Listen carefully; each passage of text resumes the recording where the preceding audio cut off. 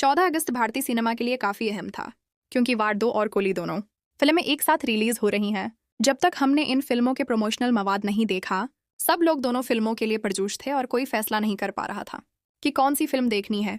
लेकिन अब मैंने दोनों फिल्में देख ली हैं। अब बात करते हैं कोली की। सबसे पहले मैं हल्की फल्की कहानी सुनाता हूँ, लेकिन यकीन करें ये आसान नहीं। कहानी ये है कि रजनीकांत का किरदार अपने दोस्त के कातिल को तलाश कर रहा है और बदला लेने के रास्ते पर है।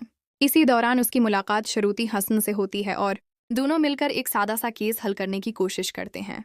लेकिन पूरी कहानी इतनी पेचीदा अंदाज में बयान की गई है कि उसे समझाना मुश्किल है। प्लॉट ए से बी तक पहुंचाने के लिए XCN वगैरह सब पॉइंट्स से गुजरा जाता है और फिर आखिर में बी तक पहुंचते हैं। अगर बात करें लोकेश कनकराज की डायरेक्शन की, तो ये फिल्म वाकई स्टाइलिश है। चाहे बैकग्राउंड म्यूजिक हो, लाइटिंग हो या कलर ग्रेडिंग, हर चीज़ देखने में खूबसूरत और जमालियाती लिहाज से खुशनुमा लगती है। एक्शन सीन्स में ये बात मजीद नुमायां है। खास तौर पर रजनीकांत के फाइटिंग स्टाइल को कैमरे के जरिए बेहतरीन अंदाज में दिखाया गया है। फिल्म में एक एक्शन सीक्वेंस है जहां रजनीकांत और उपिंदर को एक साथ दिखाया गया है। रजनीकांत बस दरमियान में खड़े हैं और उपिंदर सारी लड़ाइयां कर रहा है, जिसे सर्कुलर मोशन और स्लो मोशन शॉट्स के साथ दिखाया गया है और ये मंजर वाकई शानदार लगता है। मगर सिर्फ डायरेक्शन, स्टाइल और एक्शन ही फिल्म की अच्छी चीज़ें नहीं हैं। फिल्म के कई नुकसानात भी हैं। सबसे पहले तो कहानी समझने में इंतहाई मुश्किल है। सतही तौर पर देखें तो लगता है कि सादा है, लेकिन उसे पेचीदा अंदाज में बयान किया गया है जिससे कोई मंतकी समझ नहीं आती। किरदारों के ताल्लुकात वाज़ेह नहीं, ज़्यादातर किरदारों के पास कोई गहरा मवाद नहीं।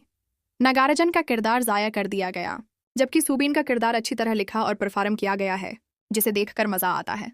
कुछ वैसा ही महसूस होता है जैसे विक्रम फिल्म में वजह सीथुप्ती का किरदार था। सब मिलकर देखा जाए तो फिल्म स्टाइलिश और बसरी लिहाज से खूबसूरत है, लेकिन प्लॉट, किरदारों के ताल्लुकात और कहानी की गहराई में कमी है। उपिंदर की एंट्री बेहतरीन है, लेकिन बाकी सब कुछ बहुत आम और बोरंग लगता है। यहाँ तवक्कुआत भी एक बड़ी मुश्किल बन जाती हैं, क्योंकि हम सब ने रजनीकांत और लोकेश कनकराज से कुछ ज़्यादा तवक्का रखी थी। मेरी राय में फिल्म में काफ़ी सलाहियत मौजूद थी, लेकिन दरमियान में लोकेश कनकराज भूल गए कि उन्हें फिल्म बनानी है या सिर्फ रजनीकांत की शानदार शमूलियत दिखानी है। प्लॉट के किरदार एक दूसरे के साथ अच्छी तरह जड़ नहीं पाते, मगर फिर भी मौजूद हैं। अगर आप फिल्म देखने जा रहे हैं तो कुछ बातें जहन में रखें। 1. अपनी तौक़ात थोड़ी कम रखें। 2. कहानी सतह पर सादा है, लेकिन पेचीदा अंदाज में बयान की गई है। 3. कोई खास एंटीगोनिस्ट नहीं, बस कुछ साइड किरदार फिल्म में घूम रहे हैं। 4. मुतादिद बार एक ही किरदार की एंट्रीज देखने को मिल सकती हैं। 5.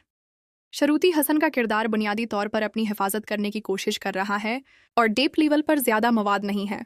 कल मिला के कोली मुझे कुछ हद तक ठीक लगी, लेकिन उम्मीद के मुताबिक नहीं थी। ये फिल्म वाकई सलाहियत रखती थी, मगर पूरी तरह उसका इस्तेमाल नहीं हुआ। मैं अगली वीडियो में दोनों फिल्मों को मज़ीद तफसील से कोर करने की कोशिश करूँगा।